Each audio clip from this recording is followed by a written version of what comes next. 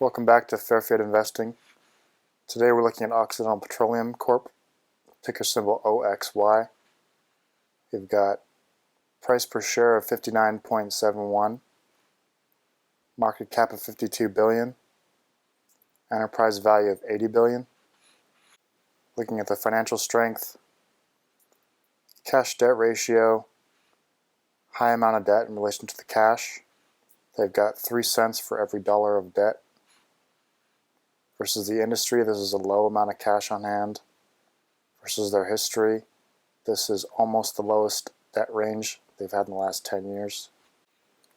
Moving forward to the profitability, the gross margins we see here 38.09, operating margins 25, net margin 18.5, and free cash flow at 23.7. So versus the industry, they're on the upper end of the average for gross, operating, and net margins. On the free cash flow margin, they're on the high end in the 82nd percentile. All of these four metrics right here give me some insight into how profitable the business is. But for management strength, I use ROE, ROA, ROIC, and ROC just to show me how the management strength is faring. In relation to the industry, it looks like they're a little bit better than average. And versus history, they're still on the above average end of their historical performance. Not the best that the company's been doing versus history, not the worst, and it's a little bit better than the average. We do see slopes increasing here over the course of all their margins and all their returns.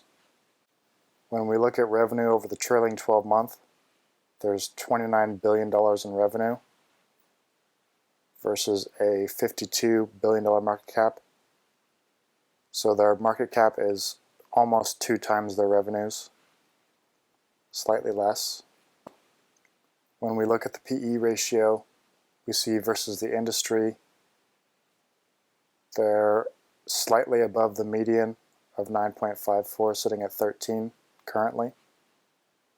Versus the company's history, this is slightly below the median in the last 10 years, but well above the minimum.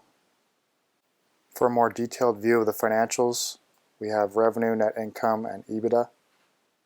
We see a trend here of increasing over time up until around the end of 2022 and then declining slightly. Still positive in the cash flow. When we look at cash to debt, since 2020 they've had substantial amounts of debt, but they are paying that debt down. And this is a company with high amounts of free cash flow, so their debt is slightly less concerning just due to that free cash flow. We see shares being bought back recently. Since 2022, they started a share buying back program. And it looks like it could be slowing down now, but in relation to previously where they were selling shares, this is a positive sign. To get a more accurate view of what this company could be worth in the future, let's run a DCF. So in the DCF here, we see 10-year, 5-year, and 3-year annual rates per share for their returns. We can evaluate the worth of the company based on earnings per share or free cash flow. We see that we have only the 3-year annual rate of return for earnings per share, whereas on free cash flow, there's still no 10-year, but we do have a 5-year and 3-year rate of return. So starting it off, let's just see what the earnings per share looks like. So currently, if there's 20% growth over the next 10 years, which is a fairly high amount of growth, then the fair value of the company would be 150 just about, versus its current 59.7. To see what's currently priced in, we'll drop this down.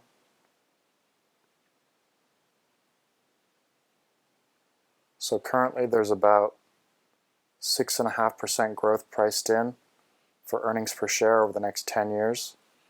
which in relation to their 3-year is substantially lower, but we don't have the high predictability of business since it's an oil company and it's a little more volatile than some. So a little bit hard to predict the future growth rate, but based on this, it looks like there is a low amount of growth priced in for earnings per share for the 10-year time frame. Looking at free cash flow, again with that 20% growth priced in, we see a fair value of $245, where we're currently at 59.7. So in comparison to the last 5 years, with an average of 43% annually, and 3-year acceleration to 136 annually, this 20% could be a low growth estimate, especially considering that Occidental Petroleum is franchising a system to remove carbon from the atmosphere, and in doing so create a new asset class revolving around carbon credits and the ability to sell those carbon credits to companies that can't meet the carbon quotas, or even individuals who need to buy carbon credits in the future for the 2030 agenda of net neutrality. So I think that could lead to some higher amounts of growth possibly in the future for this company, just considering that they have the franchise ability and could even make payments from that so that they could generate a new form of income for the business. I think that's some of the reason why Buffett prefers this stock and he's willing to invest. I believe he owns something about 28% right now in Occidental Petroleum.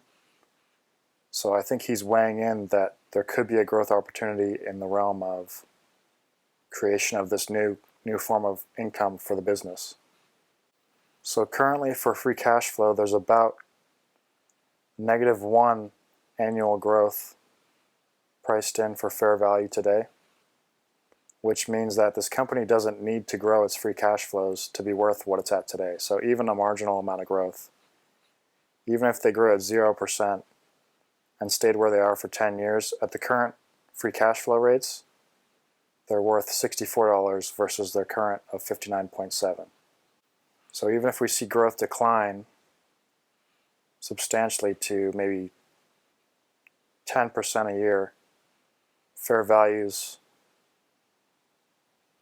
just over double what it is currently. But then again, hard to predict the growth of this business. There is some potential upside with the franchising of carbon credits and their system to take carbon out of the atmosphere.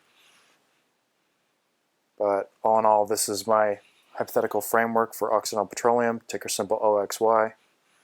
If you enjoyed the video, please leave a like, and see you next time.